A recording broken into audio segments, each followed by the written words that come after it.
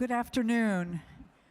I'm Jennifer Schenker, editor-in-chief of The Innovator, a magazine about digital transformation and innovation published by Groupe Les Echos. You can get a copy out in the halls of today's issue. It is my great pleasure to invite to the stage the CEO and chairman of VALEO, Jacques Aschenbroich.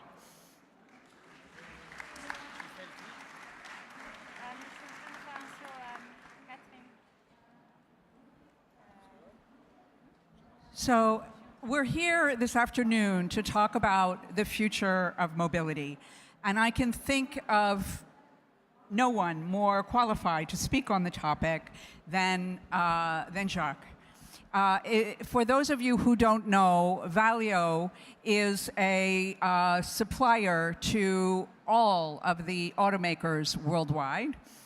It is the largest producer of electric motors, and it, among other things, is the eyes and ears of autonomous cars. And although it's a large group that has been around for a while, it is also known for being quite innovative.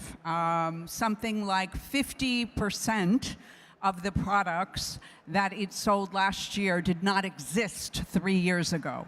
So it's a company that's constantly inventing himself. And I would like to also mention that Jacques was named the #4 performing CEO worldwide in 2017 by the Harvard Business Review, the first French executive to ever have this honor. So with that, let's get into the core of the discussion on where mobility is going.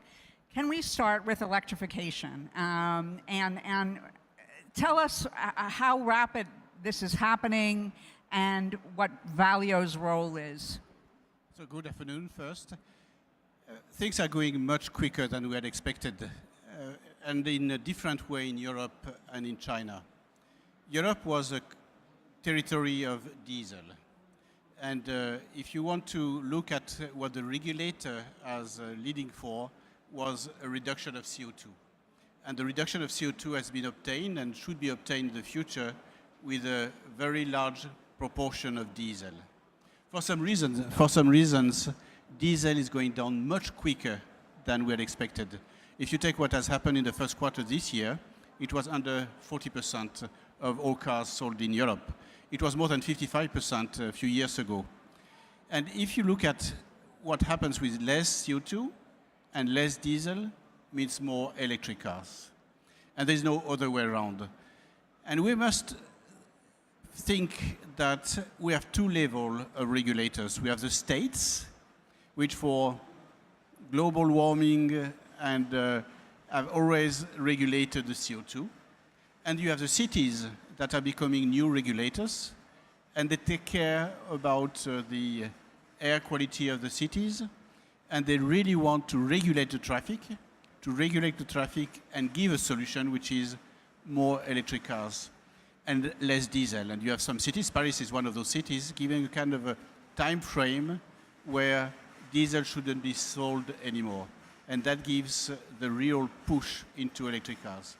In China, the ground is the same, is the clean air, but is really driven by the central state that is pushing for electric cars. So we see in both bigger markets, Europe and the Chinese market, a real push for electric cars. How long do you think it will be before we're all electric? I don't think anybody has the answer to that question. We all look at scenarios, what could happen in the years to come, and we see that the increase of electric cars in 2025, for example, is really increasing year after year. Lots of people think it would be between 10 and 15% of the global worldwide market, which would mean around 15 million cars if it is 15%. It was 1.5 million cars last year. And the electric car market is growing 70% a year. So it's a still very small market, but one of the fastest growing market in the automotive world. So things are extremely serious. And we see that all our customers are really developing their range of electric cars that will come into the market in the next few years, 2019, 2020, 2021. We'll see a lot of new cars coming into the market. So cars, in addition to going electric, they're becoming more connected. And let's talk a little bit about this transition period between today's cars and autonomous cars. VALEO, early in May, announced a new partnership with Docomo in Japan on connectivity. You've made some other important partnerships. Tell us, how you see the connectivity of cars evolving. I'm hearing your question is, when does the autonomous car come? And when can we, you and me, buy an autonomous car? The first question is, when does it come? It comes very soon. Probably Waymo, Google will have some autonomous car sold as a service very soon. Is a few months. Few months can be 3 months, can be 12 months, but we really count in number of months when we'll have really a service of autonomous car. Like a kind of autonomous taxis. Autonomous taxis, robot taxi, absolutely. And that comes relatively quickly now. The technology is moving extremely fast.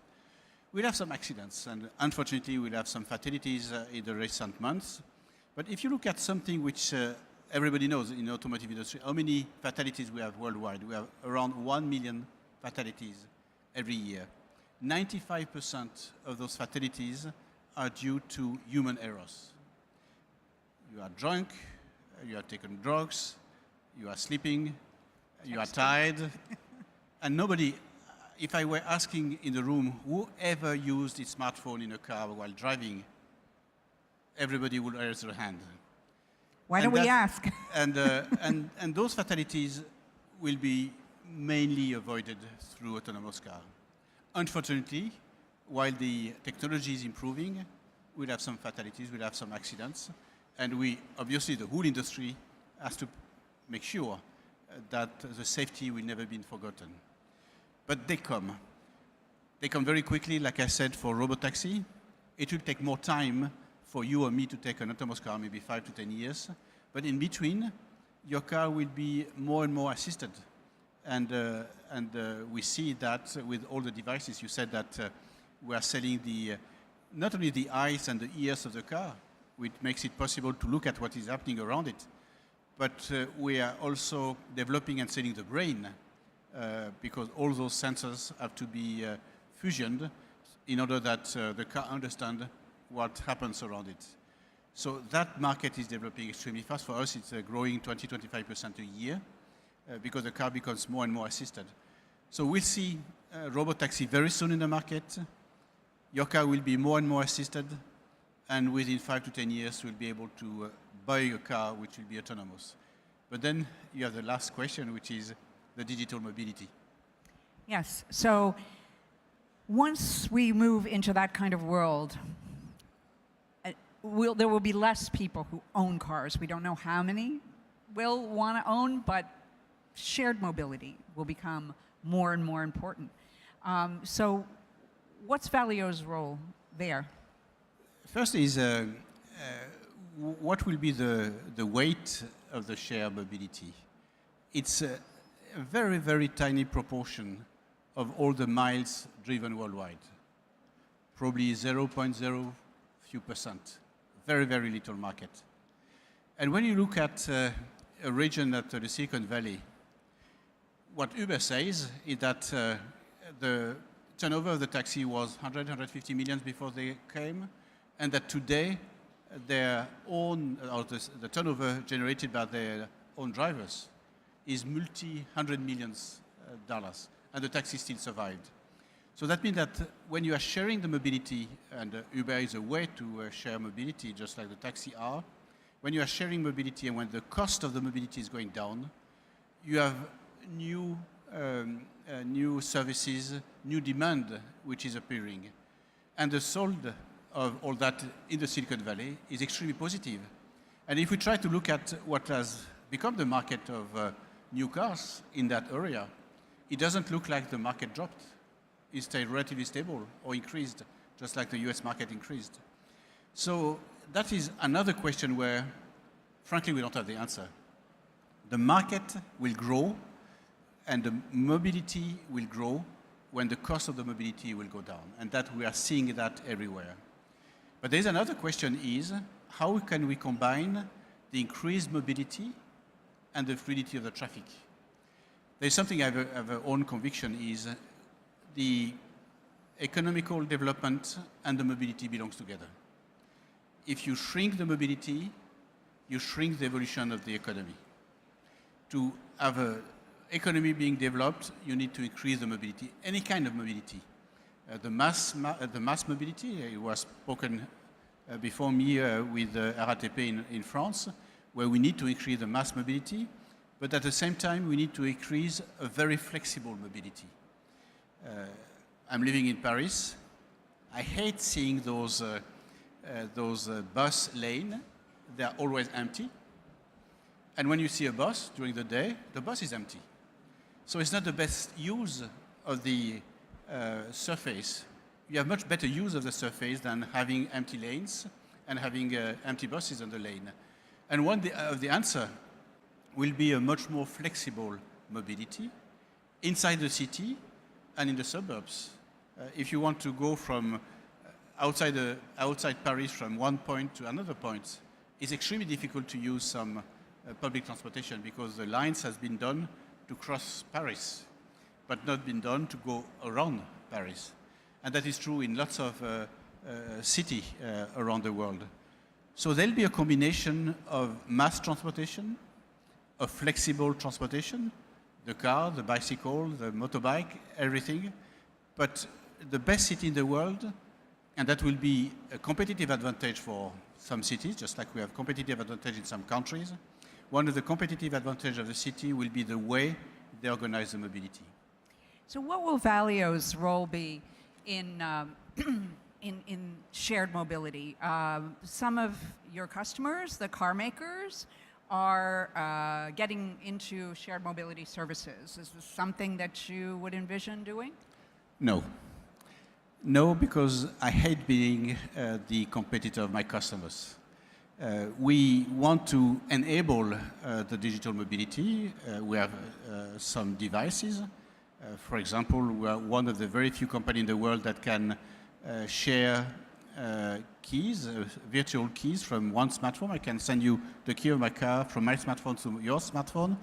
I can geolocalize my car so you know where my car is. You can use my car.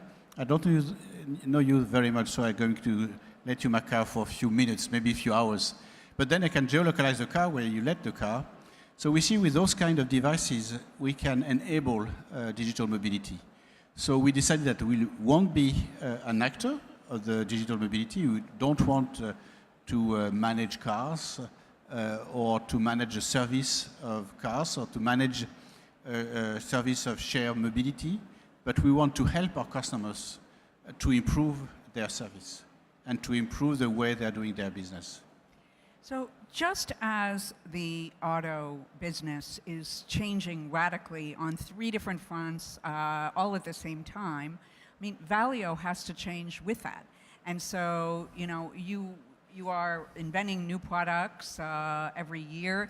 How do you keep up with the pace of innovation? We spend a lot of money. We spent last year very close to 2 billion euro in R&D, which is around 10% of our sales. We are going to, if we keep on that pace in the years to come, we're going to invest 10 billion euro in terms of R&D in the next few years. Spending the money is extremely easy. Making the right choices where we spend the money and the technological choice we are doing in each one of the business we want to be in is much more difficult. Until now, we have had luck or talent, maybe both, that we have been taking the right choices. And we are probably in the space of the sensors, what you call the ears and the eyes of the car. We are from far number 1 worldwide, and what we see from our competitors, we are growing faster than they do. For the electric cars, both the mild hybrid and the pure electric cars, in the mild hybrid we are far number 1 worldwide. I remember that in 2010 when we showed in the Paris Motor Show what we call at that time the hybrid for all, was the first real hybrid with 48 volts. everybody was laughing, saying, yeah, but it's not better than diesel. Today, diesel is forbidden or is decreasing. So our customers had no other choice than going to our technology, and we have probably still at that time something like 50-60% of the market. And for the real electric cars, the high-power electric cars, we created last year a joint venture with Siemens, and we have taken in the first year of existence of that joint venture more than 10 billion euro order intake, which will make us the leader in the market, or one of the leaders in the market, probably the leader in the market. So we have taken some right choices. We are really dedicating and focusing our R&D expenses on the right topics.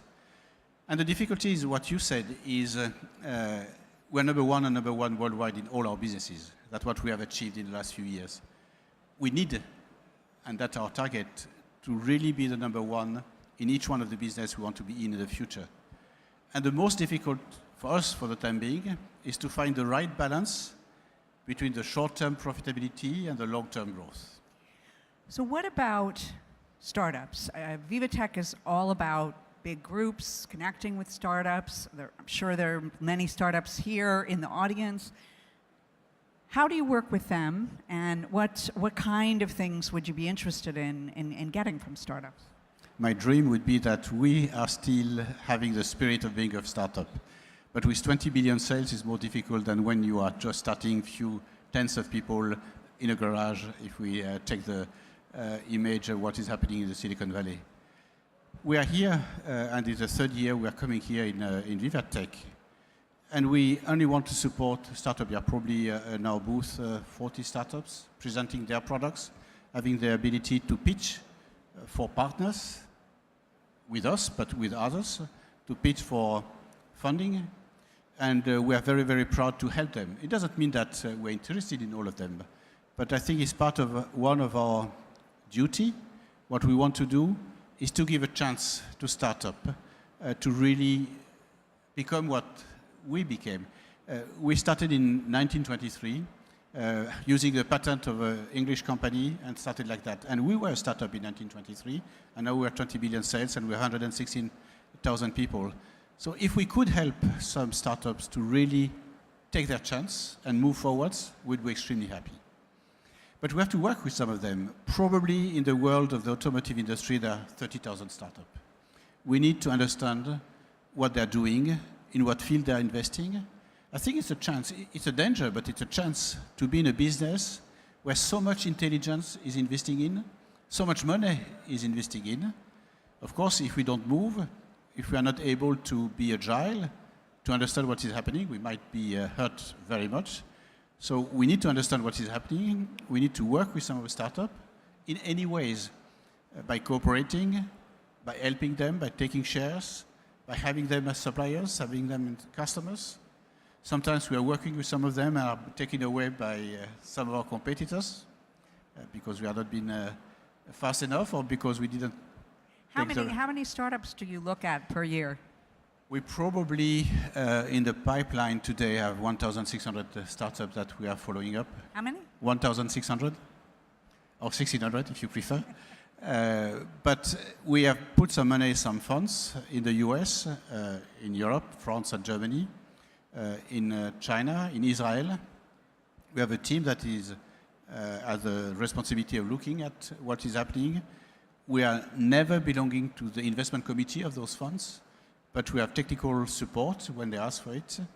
We give our opinion of what is happening. They take their decisions. And I like to say that through the funds we have put money in, we are making a lot of money by learning, or we are learning by making a lot of money. So it's a way for us to understand all the ecosystem of the startups. We have made our own investment. But there's a big difference when you work with a startup between the profitability and the valuation. When we take over a startup, or when we take a big share in the startup, we have the pain of the losses because all those startups are making losses at the beginning and they need and they require funding. The investment funds, they profit from the valuation. So you can lose money, but have a valuation that is increasing year after year. So you have to make the choice between taking the responsibility of a startup and having the pain of the losses, but that is what we need to do when it's a strategic technology that we absolutely think we need to have in the future. Or we can profit from the increased valuation, even if the startup is losing money, because then through the funds, we have a share in that startup. So that's exactly what I said at the beginning. Finding the right balance between profit, short-term profit, and long-term growth is what is the most difficult for the management of VALEO today. How difficult is it to work with startups? Because the cultures are different, the perspectives are different. It's something that every big group is grappling with. I don't think there is a patented solution. You should ask the startups how difficult it is to work with a big corporation. The speed is not the same. The decision-making process is not the same. The internal processes are not the same. We are a listed company, so we have some rules. We have some audit with auditors. We need to publish our figures every 6 months. We have to publish our turnover every 3 months. So we have some rules because we are using the money of investors. So it's not our own money, it's our investors' money, our shareholders' money. So we have some rules, we have some processes which are quite disturbing for the startup, which are able to really move around and change business model extremely fast. So it's a shock of culture. It's obviously a shock of culture. We absolutely need to learn from the startup. Like what I've seen here in VivaTech, what I saw in the previous years, is incredible in terms of energy, in terms of intelligence, in terms of money also, which is invested in those startups. We have to find a way to leave them freedom, which is in contradiction with our processes, and at the same time to be able to really invest in those startups that are key for us in terms of technology or in terms of business model in the years to come. So it's a confrontation of two very, very different business models, very different culture. If we want to have a success in working with those startups, we need to give them enough freedom, but at the same time, we cannot give too much freedom and fund the losses alone if we are not able to really try to control. So it's not easy. But if you are asking the startup working with VALEO, they'll probably make the criticism of we are too heavy, we are too slow, we are too process-oriented. So it's a confrontation of two worlds, but those two worlds need to work together. Okay, and last question. If there are startups here in the audience who think they have something fabulous and they want to pitch VALEO, what is the best way for them? They go in the booth. There are lots of people of VALEO, and they'll be happy to speak with you, to exchange with you, to spend time with you, to sometimes give you advice, give you our impression. Once again, our pride would be that some of the startups here become the VALEO of the 21st century. Wonderful. With that, I ask the audience to please give a nice round of applause to Jacques.